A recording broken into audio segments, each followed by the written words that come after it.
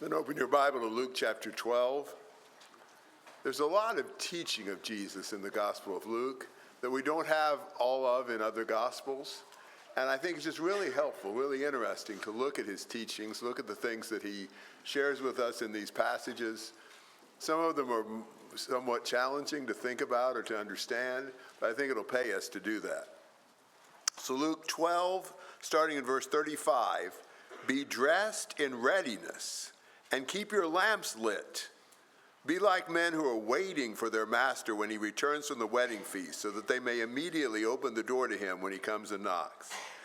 Now, to be dressed in readiness and have their lamps lit is to focus on the return of their master and be prepared for him when he comes. You know, it would be easy to get distracted with other things that are going on, with things of their life, things that are interesting, things that they're wanting to think about, and not be ready. The master comes back from the wedding feast, and they're still immersed in some other activity. And so we've got to have a certain detachment from the other activities of life so that we're right ready as soon as the master comes to open that door when he knocks. Of course, this is talking about Jesus and our being ready for his return.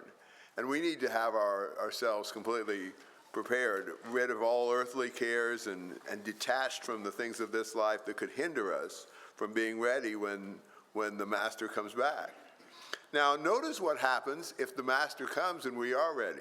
Verse 37, blessed are those slaves whom the master will find on the alert when he comes. Truly I say to you that he will gird himself to serve and have them recline at the table and will come up and wait on them.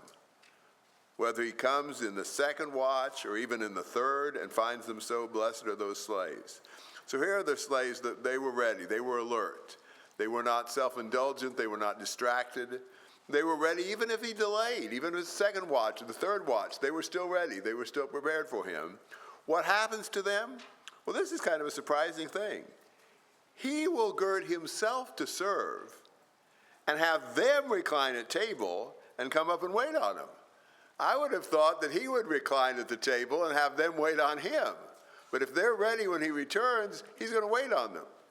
You know, you might think about, some king or queen or some, really important person. And you're working for them and you're right there at the door ready for them to come back. And they see that you've been, prepared for them and are alert to them. And they say, here, just sit down at the table. I'll serve your table. I'll take care of you. You know, we would not expect such treatment as that from somebody who's important. But that's what Jesus is saying he's going to do. He's going to serve us, even when he returns. That's really kind of an amazing image. I don't know what all that involves in actual application in the return of Jesus, but that's just really an exciting kind of thing to think about, that he would do that for those that were ready for him. Now notice in verse 39, the other side of the coin. But be sure of this, that if the head of the house had known at what hour the thief was coming, he would not have allowed his house to be broken into, right? You wouldn't let your house be broken into if you knew the hour that the thief was coming. You'd make sure it was locked, make sure there were guards standing at the door, whatever it took. And he says, you too be ready, for the Son of Man is coming at an hour that you do not expect. So those are sober words. You know, robbers don't book appointments to burglarize, and they don't send warning notices. They come at unexpected times. They try to find the time that they think you won't be ready. The thing that you'll be distracted, you'll be away from home or whatever, when they think they can get by with it the most easily. The point Jesus is making is to expect him when we least expect him. You know, when we're really not expecting him to come, that's probably when he'll be back. And so we need to be always alert and ready for him. You know, are we ready if Jesus were to come today? You know, we know that when we die, obviously that's the same thing for us. We're going to meet our Maker at that point. And we know theoretically that we don't know when we'll die. But most of us are probably not thinking that's going to be anytime soon. You know, most of you are way younger than I am. And, young people die at a lower rate and things like that. Obviously, anybody could die at any moment. But I'll tell you what's even more unexpected.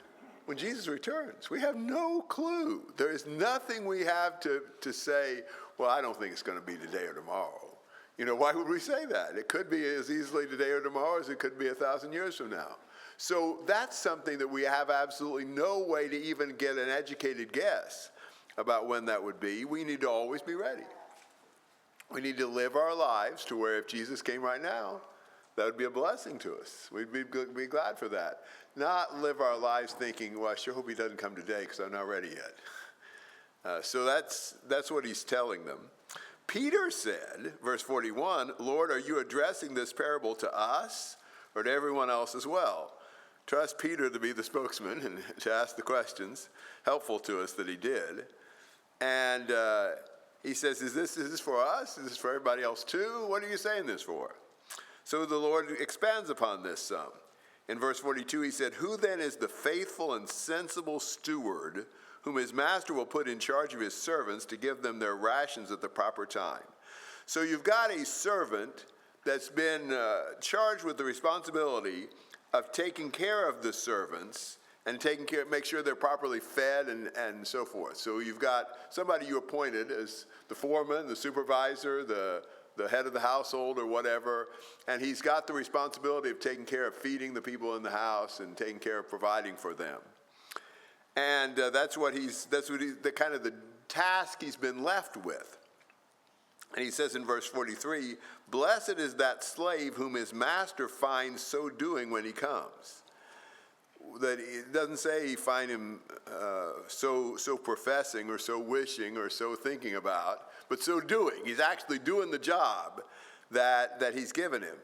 Now, if you see a worker and you see that when you're gone, you get back, he's got everything taken care of. He's done everything he's supposed to do. And you see that consistently, you know what will happen to that worker? He'll be promoted. You promote the ones who do the job well, even when you're not there. And so he goes from being temporarily in charge of the household to being permanently in control of all his possessions. Look at verse 43. Blessed is that slave whom his master finds so doing when he comes. Truly I say to you that he will put him in charge of all his possessions. He'll just give over the whole reins of everything to him because he was doing the right thing at the right time. So think about how we might act differently when there are some Christians around us, when somebody's watching us. But when there's not, when we think we get by with it, maybe we do things we shouldn't, and we aren't diligent about the things we ought to be doing. That's something to really think about, is are we readying ourselves for Jesus to come back by being what we ought to be at that point in time? We don't know when it's going to be, and if we're faithful, if we're doing the job we're supposed to be doing, he'll put us in charge of everything. He'll trust us with more.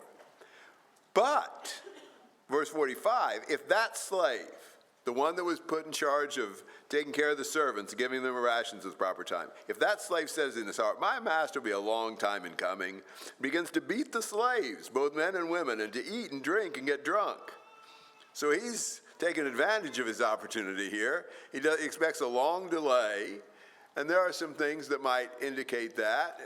I think about what Jesus said in Luke 18:7. Now will not God bring about justice for his elect who cry to him day and night, and will he delay long over them? At least gives the idea that there might be a delay. Or in 1912, a nobleman went to a distant country to receive a kingdom for himself and then return. You might think it'd take a while to get to that distant country and get back. So you've got some things that might make you think, well, maybe it'll be a long time. I can take advantage of my office. So he starts abusing the position. He acts self-indulgently with drunken parties and things like that.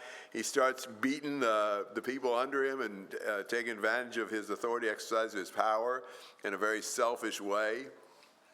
And he says, if he does that, think about it. You got somebody in charge, and by the time when you get back, he's abused the people working for you. He's been on a drunken orgy. The master of that slave, verse 46, will come on a day when he does not expect him, and an hour that he does not know, and will cut him in pieces and assign him a place with the unbelievers. Does not sound like a very pleasant consequence. But here's just a guy who's blatantly disobedient. He's doing very much what he wants to do, thinking, hey, I got time, I'll straighten it out later on. Don't be that guy. That's not the kind of person you want to imitate. because that's going to backfire on this guy. Verse 47, and that slave who knew his master's will and did not get ready or act in accordance with his will receive many lashes. Here's the consciously disobedient, living for themselves, knows what his father's will is. Here's a person who has understanding of what he ought to be doing. God expects more of those he's given more, those who understand more. The greater the resources, the greater the blessings, the greater the wisdom, then the greater the responsibility. So here's a guy who knew it. He didn't do it. He didn't get ready. He wasn't prepared. He'll be beaten with many lashes. But the one, verse 48, who did not know it and committed deeds worthy of a flogging will receive but few. From everyone who has been given much, much will be required, and to whom they entrusted much, of him they will ask all the more. So the more you have, the more he expects out of you. Those who didn't know, they were ignorant, they're going to be punished. They're going to be punished less than the ones who knew it. They knew exactly what they're supposed to do. They just neglected it. And where does that put us? We've been really blessed. You think about it so many ways. We've been blessed with a free country where we can talk about these things and study about them and encourage each other. We've been blessed with a good congregation, with people who actually care and love us and are trying to help us to do what's right. We've been blessed with an abundance of Bibles, with every translation available on the internet and all that kind of stuff, with Bible study helps and just encouragements. We've been blessed with financial blessings and many of us with health blessings and all that. We've got so much. What would he expect? What would you expect of a worker if you were in charge of them and you gave them all these resources? You gave them access to everything. They've been abundantly supplied with all they need to do a great job, and they've been flagrantly abusive of that responsibility and have not done at all what you ask them to do. What would you do? And so we're in that category. That's a blessing. What a blessing it is that we've got all that we've got. But God's got every right to expect a lot out of us.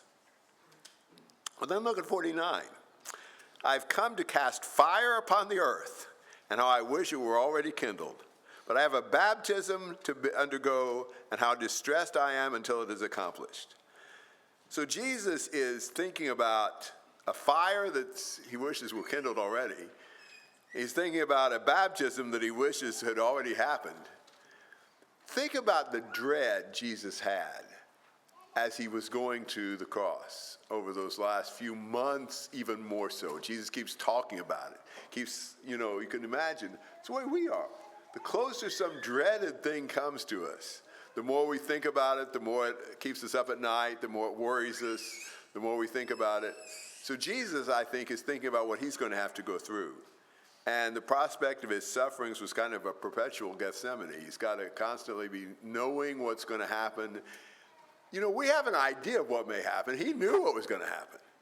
And yet he continued to go toward the cross and to do what he's supposed to do. He said, how distressed I am until it is accomplished. That's the same word as when Jesus said it is finished. That's when it was accomplished, when he finally gave up the ghost and entrusted himself back to the Father. But this fire and this baptism is not just for Jesus. Look at verse 51. Do you suppose that I came to grant peace on earth? I tell you no, but rather division.